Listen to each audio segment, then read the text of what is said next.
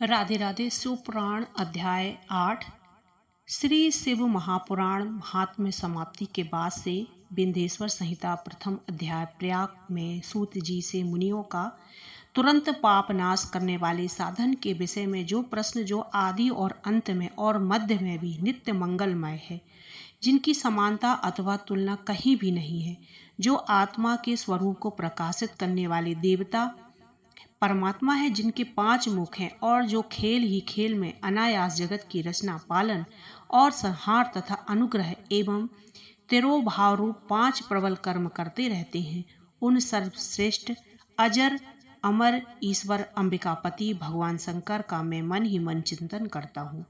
व्यास जी कहते हैं, जो धर्म का महान क्षेत्र है, जहाँ गंगा यमुना का संगम हुआ है, उस परम पुण्यमय प्रयाग में जो ब्रह्मलोक का मार्ग है, सत्य व्रत में तत्पर रहने वाले महातेजस्वी महाभाग महात्मा मुनियों ने एक विशाल ज्ञान यज्ञ का आयोजन किया।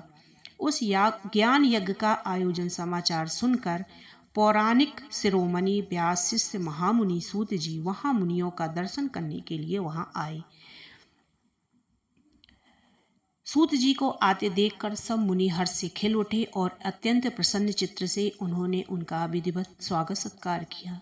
तत्पश्चात उन प्रसन्न महात्माओं ने उनकी विधिवत स्तुति करके विनयपूर्वक हाथ जोड़कर उनसे इस प्रकार कहा, सर्वज्ञ विद्यमान रोम हर्षण जी, आपका भाग्य बड़ा भारी है। इसी से आपने व्यास जी के मुख से अपनी प्रसन्नता के लिए ही संपूर्ण पुराण विद्या प्राप्त की है, इसलिए आप आश्चर्य स्वरूप कथाओं के भंडार हैं। ठीक उसी तरह जैसे रत्नाकार समुद्र बड़े बड़े सारभूत रत्नों का आगार है। तीनों लोकों में भूत वर्तमान भविष्य तथा जो भी कोई वस्तु है वह आपसे अज्ञात नहीं है। आप हमारे सौभाग्य से इस यज्ञ का दर्शन करने के लिए यहाँ पधार गए और इसी ब्याज से हमारा कुछ कल्याण करने वाले हैं, क्योंकि आपका आगमन निरर्थक नहीं हो सकता। हमने पहले भी आपके शुभाशुभ तत्व का वर्णन सुना है, किंतु उससे हमें तृप्ति नहीं होती। हमें उसे सुनने के लिए बार बार इच्छा होती है। उत्तम बुद्धि वाले सूत जी, इस समय हमें एक ही बात सुननी है। यदि आपका अनुग्रह हो तो गोपनीय होने पर आप उस विषय का वर्णन करें। घोर कलयुग आने पर मनुष्य पुण्य कर्म से दूर रहेंगे, दुराचार में फंस जाएंगे और सबके सब सत्य भाषण से मुंह फेर लेंगे, दूसरों की निंदा में तत्पर रहेंगे और पराये धन को हड़प लेने की इच्छा करेंगे। उनका मन पराई स्त्रियों में आसक्त रहेगा तथा वे दूसरे प्राणियों की हिंसा किया करेंगे। अपने शरीर को ही आत्मा समझेंगे, मूढ़ नास्तिक और पशु बुद्धि रखने वाले होंगे। माता पिता से द्वेष करेंगे। ब्राह्मण लोभ रूपी ग्राह के ग्रास बन जाएंगे। वेद बेचकर जीविका चलाएंगे। धन का उपार्जन करने के लिए ही विद्या का अभ्यास करेंगे और मद से मोहित रहेंगे। अपनी जाति के कर्म छोड़ देंगे। प्रायः दूसरों को ठगेंगे। तीनों काल की संध्योपासना से दूर रहेंगे और ब्रह्म ज्ञान का शून्य से रहेंगे। समस्त क्षत्रिय भी स्वधर्म का त्याग करने वाले होंगे। कुसंगी, पापी और ब्रह्मचारी होंगे। उनमें शौर्य का अभाव होगा। वे कुत्सित चौर्य कर्म से जीविका चलाएंगे। शूद्रों का सा बर्ताव करेंगे और उनका चित्त काम का किंकर बना रहेगा।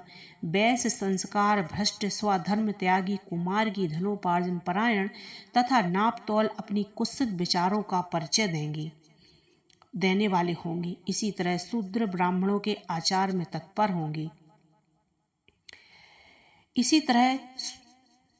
शूद्र ब्राह्मणों के आचार में तत्पर रहेंगे। उनकी आकृति उज्जवल होगी, अर्थात वे अपने कर्म छोड़कर उज्जवल वेशभूषा से विभूषित हो व्यर्थ घूमेंगे।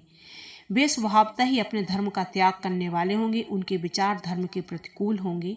वे कुटिल और द्विजन निंदक होंगे। यदि धनी हुए तो कुकर्म में लग जाएंगे और विद्वान हुए तो वाद विवाद करने वाले होंगे। अपने को कुलीन मानकर चारों वर्णों के साथ वैवाहिक संबंध स्थापित करेंगे। समस्त वर्णों को अपने संपर्क से भ्रष्ट करेंगे। वे लोग अपने अधिकार सीमा से बाहर जाकर द्विजोचित सत्कर्मों का अनुष्ठान करने वाले होंगे। कलयुग की स्त्रियां प्राय सदाचार से भ्रष्ट और सदा पति का अपमान करने वाली होंगी। सास ससुर से द्रोह करेंगी, किसी का भय नहीं मानेंगी और मलिन भोजन करेंगी, कुत्सित हाव भाव में तत्पर रहेंगी, उनका शील स्वभाव बहुत ही बुरा होगा और वे अपने पति की सेवा से सदा विमुख रहेंगी। सूत जी, जिस प्रकार जिसकी बुद्धि नष्ट हो गई है, जिन्होंने अपने धर्म का त्याग कर दिया है, ऐसे लोगों का इहलोक और परलोक में उत्तम गति कैसे प्राप्त होगी, इसी चिंता से हमारा मन सदा व्याकुल रहता है। परोपकार से समान दूसरा कोई धर्म नहीं, अतः जिस छोटे से छोटे उपाय से इन सब पापों का तत्काल नाश हो,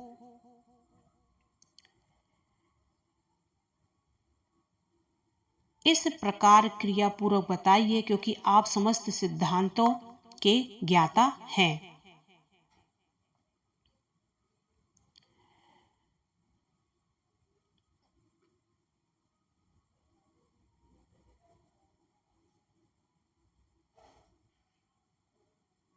बोलो राधे राधे।